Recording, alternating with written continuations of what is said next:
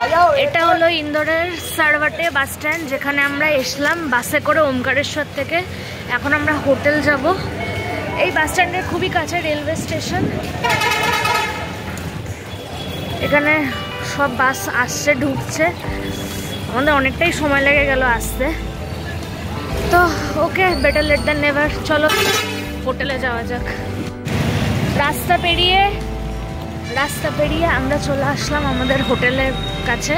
এই হোটেল রাধিকার পেছনে আমাদের হোটেল, এই যে হোটেল মঙ্গলম। ভালো হয়তো ভিডিও উঠবে না, বাট চেষ্টা করছি দেখানোর বাইরে থেকে। আমাদের হোটেল মঙ্গলম।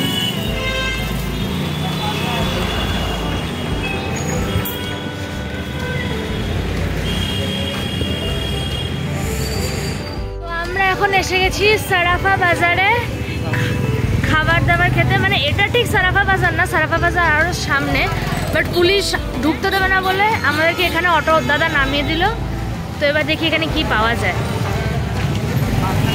সারাফা কা স্বাদিষ্ট কচুরি কর্নার, এই দোকানটা কচুরি কর্নার স্বাদিষ্ট কচুরি।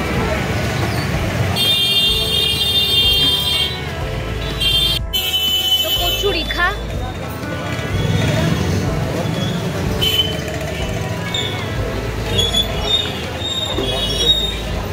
কেমন খেতে? ভালো। কলকাতার খাস্তা কচুরি থাকে। কি? কলকাতার খাস্তা কচুরি থাকে যে এই জিনিসই। ওকে, চাটনিটা special. Chutney special. So welcome to Sarafa Bazaar, the food street of Indore, যেটি প্রত্যেক দিন রাত 9টা থেকে প্রায় রাত 2-2:30 অবধি খোলা থাকে, যাকে খাদ্যপ্রেমীদের স্বর্গরাজ্য বলা যায়। আমরা ওমকারেশ্বর থেকে বাসে করে ইন্দোর পৌঁছেই হোটেলে জাস্ট আমাদের ব্যাগগুলো রেখেই বেরিয়ে পড়েছিলাম সারাফা বাজারের উদ্দেশ্যে। ওখানে আমরা অনেক রকমের খাবারই ট্রাই করেছিলাম, আর এই ভিডিওতে আমি সেইগুলোই দেখাবো যে আমরা ওখানে কি কি খেয়েছিলাম আর খাবারগুলোর টেস্ট কীরকম ছিল। সারাফা বাজার আসলে অনেকটা আমাদের কলকাতার বউবাজার অঞ্চলের মতন, চারিদিকে গয়নার দোকান, কিন্তু রাত হলেই এই গয়নার দোকানগুলি ঝাঁপ ফেলে দেয়, আর তারপরেই রাত 9টা থেকে রাত 2টো এই সময়টা হয়ে ওঠে এখানে খাদ্যপ্রেমীদের স্বর্গরাজ্য। আমরা সারাফা বাজারে ওই দিনকে ওই রাত প্রায় 11:30 অবধি ছিলাম, আর ওই সময়ও দুর্গাপুজোর সপ্তমীর সন্ধ্যায় যেরকম ভিড় হয় রাস্তায় ওরকম ভিড়ই ছিল। পাঞ্জাবের পরে এটা আমাদের দ্বিতীয় ফুড ওয়াক। তো চলুন আর দেরি না করে শুরু করা যাক। স্ট্রিট ফুড বলতে এখনকার দিনে মানুষের মাথায় সবার আগে আসে মোমো, পিৎজা, ফুচকা এসবের নাম। সারাফা বাজারে এইসব খাবারের স্টল তো ছিলই, সাথে আরও বিভিন্ন ধরনের চাট, টিক্কি, পান, ফ্রুট শটস, কুলফি, পাওভাজি এসবও পাওয়া যাচ্ছিল। আমরা আমাদের এই ফুড ওয়াক শুরু করেছিলাম খাস্তা কচুরি দিয়ে, যেটা ভিডিওর শুরুতেই আপনারা দেখেছিলেন। তো সেই খাস্তা কচুরির আমাদের দাম নিয়েছিল 18 টাকা প্রতি পিস। একটা পিসই আমরা টেস্ট করেছিলাম, আর স্বাদের নিরিখে সেই খাস্তা কচুরিকে আমরা 10-এ 8 মার্কস দিয়েছি। এরপর আমরা খেতে গেছিলাম ইন্দোরের বিখ্যাত কটোরি চাট, যেখানে আলু, ছোলা, বেসন দিয়ে তৈরি ছোট ছোট বাটির মতন দেখতে এক ধরনের খাস্তা কচুরি জাতীয় জিনিসের মধ্যে বিভিন্ন ধরনের পুর ভরে তার উপর চিজ ছড়িয়ে এক ধরনের সুস্বাদু চাট বানানো হয়। ঘটির মতন দেখতে বলে এর নাম কটোরি চাট। অনেক ধরনের চাট অপশানই মেনুতে ছিল, আর আমরা খেয়েছিলাম সারাফা বাজার স্পেশাল কটোরি মিক্স চাট, যার দাম নিয়েছিল 100 টাকা পার প্লেট। এটা হলো কটোরি চাট, স্পেশাল কটোরি চাট।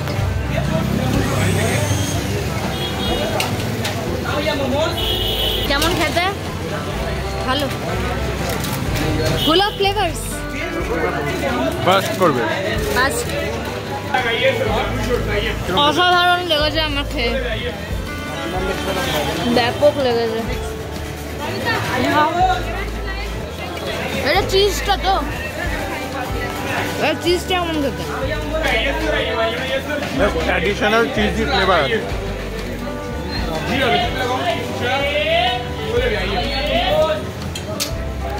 কেমন খেতে এটা? প্রথমেরটা সবচেয়ে বেশি ভালো। এটা মোটামুটি সস দেওয়া আছে, মেয়োনিজ দেওয়া আছে, একটু টক টক ফ্লেভার আছে। মানে কাটুরি চাট বলতে কাটুরিগুলো কিসের আলুর তৈরি নিশ্চয়ই? আলু, বাদাম, ছোলা এসব মেশানো রয়েছে। চলো এবার আমি খাবো।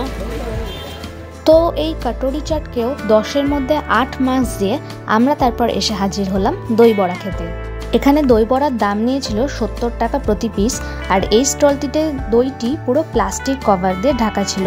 রস থেকে বড়া বের করে চিপে নিয়ে তারপর তার মধ্যে ওনারা একে একে ঢাললেন টক দই, হালকা লঙ্কা গুঁড়ো, চাট মশলা, জলজিরা, ভাজা মশলা আর তেঁতুলের মিষ্টি চাটনি। দেখে হয়তো বোঝা যাচ্ছে না, কিন্তু পরিমাণে অনেকটাই ছিল। আর এই দই বড়াটা ইন্দ্রর সব থেকে বেশি ভালো লেগেছিল। পুরো ফ্লেভারফুল একেবারে। হ্যাঁ, পুরো ফ্লেভারফুল।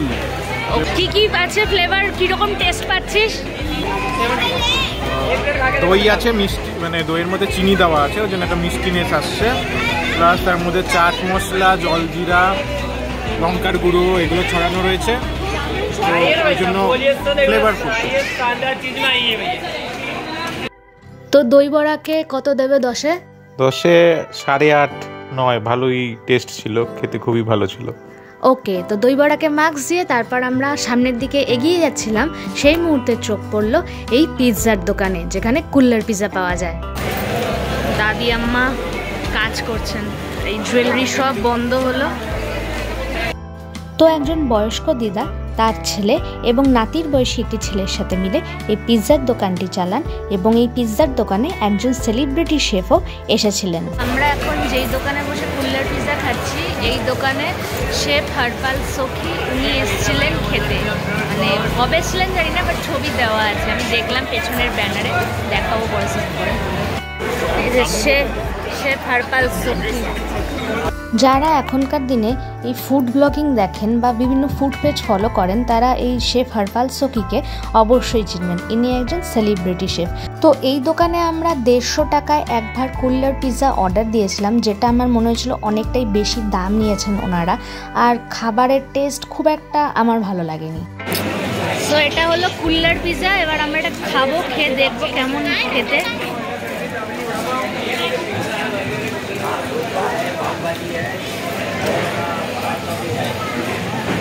ভালো। চিজি পিৎজার মতো, কিন্তু ব্রেডটা নেই। চিজি পিৎজার মতো, কিন্তু ব্রেড নেই। বাকি স্টাফিং সব আছে। ওকে,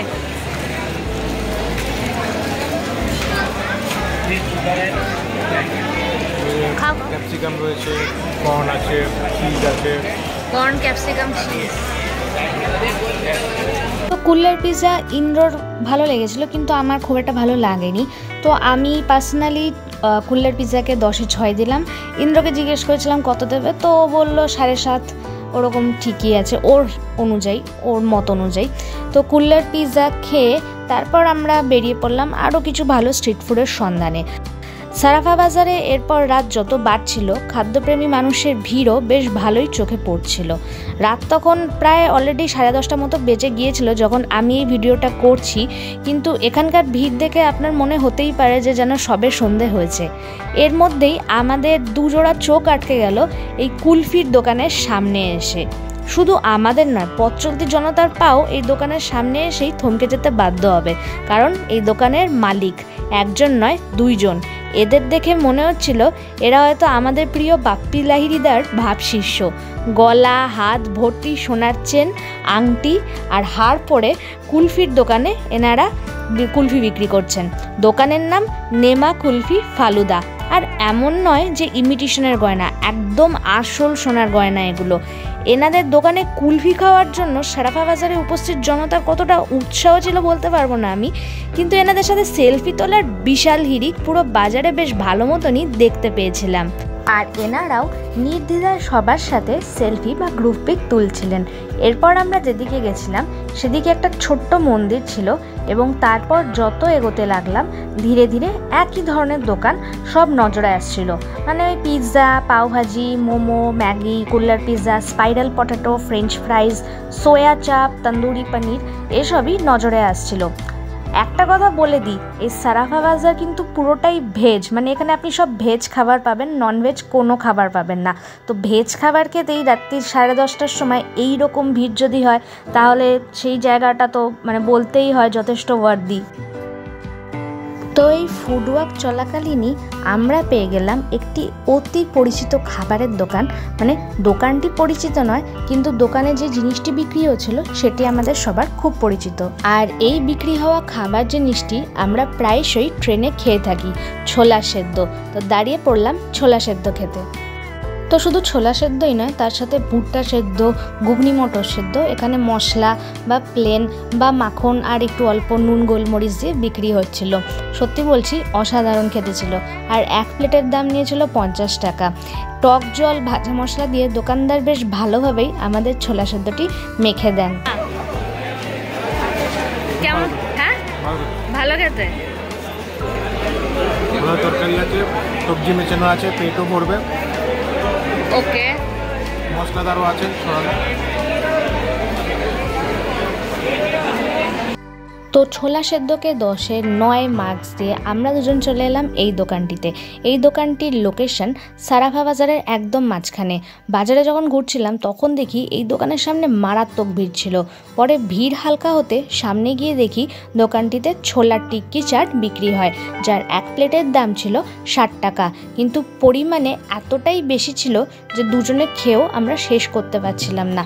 আসলে সত্যি কথা বলবো, আমাদের দুজনেরই পেট ততক্ষণে পুরো ভরে গেছিল। ছোলা টিক্কি চাটটা কেনার কোনো দরকার ছিল না, কিন্তু ওই যে চোখের খিদে, তাই একটু দাঁড়িয়ে একটু বসে একটু গল্প করতে করতে ধীরে ধীরে দুজনেই আমরা খাবারটা শেষ করলাম। রিভিউটাও একটু শুনে নিন। ওটাও তো টিক্কি ছিল। পুলক ঝুড়ি ভাজা তরকারি, এটা অনেকক্ষণ লাইনে দাঁড়াতে হয়। খাও, খেয়ে জানাও কেমন খেতে।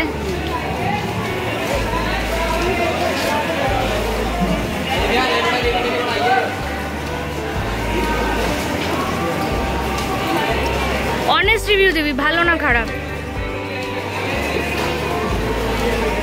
কি জিনিস বুঝতে পারছি না। ফার্স্ট অফ অল পনির টাইপের কিছু পাচ্ছি, যেটা ডিপ ফ্রাইড আছে। ওকে। আর কি কি এখন অবধি ভাঙতে পারছি না, শক্ত হয়। ওকে, অনেকটা খাওয়ার পরে এবার রিভিউ আরেকবার নিচ্ছি। বল। 7 টাকার তুলনায় জিনিসপত্র অনেক দিয়েছে। পনির আছে, কাবলি ছোলা আছে, টিক্কি আছে, তারপর ভালো ড্রেসিং আছে, কিন্তু টিক্কিটা একটু নুন কাটা আছে। আর যে চাটনি পাটনি দিচ্ছিল সেগুলোর প্রপোর্শনটাও খুব একটা ভালো দেয়নি। 10-এ কত দিবি? 6 মতো। ওকে। এই ডাবওয়ালাদের ইউটিউব চ্যানেল আপনারা একবার ঘুরে আসতে পারেন, বেশ ভালোই কন্টেন্ট আছে এখানে। অনেকক্ষণ ধরে নোনতা খাবার খাওয়ার পরে বেশ একটু মিষ্টি খেতে ইচ্ছা করছিল, তাই এদিক ওদিক ঘোরাঘুরি করার পর অবশেষে আমরা হাজির হলাম সারাফা বাজারের এন্ট্রি গেটে, এবং এখানেই পেলাম এই মিষ্টির দোকানটি। অর্ডার দিয়ে দিলাম 1 প্লেট রাবড়ি, দাম নিল 50 টাকা। আর এই রাবড়ির স্বাদ আমি কোনোদিন ভুলবো না, এক কথায় অসাধারণ খেতে ছিল। এবার ইন্দ্রর মুখেই শুনে নিন এই রাবড়ি খেয়ে ওর কেমন লাগলো খেতে।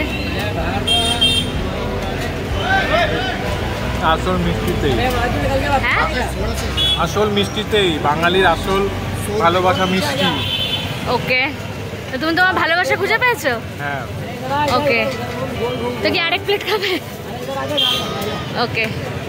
অল্প মিষ্টি এবং ভালো, গা গুলাবেও না, কিছুই না।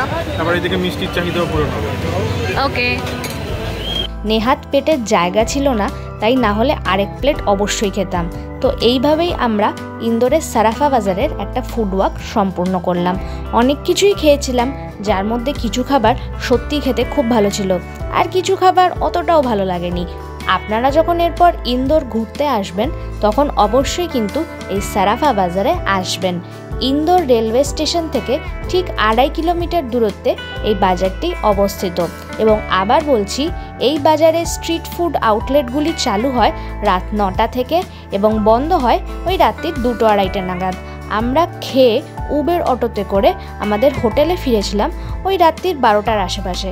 আগে হ্যাঁ, ইন্দোরে উবের অটো আপনি পেয়ে যাবেন, তো চিন্তা করতে হবে না। তো এই ভিডিওতে এই ইনফরমেশনগুলি আপনাদেরকে দেওয়ার ছিল। যদি আপনাদের আর কোনো প্রশ্ন থাকে তাহলে কমেন্ট বক্সে অবশ্যই জানাবেন, আমি অবশ্যই আপনাদের রিপ্লাই দেব। আজকের মতন তাহলে এই পর্যন্তই থাক। আপনারা সবাই খুব ভালো থাকবেন, সুস্থ থাকবেন। টাটা।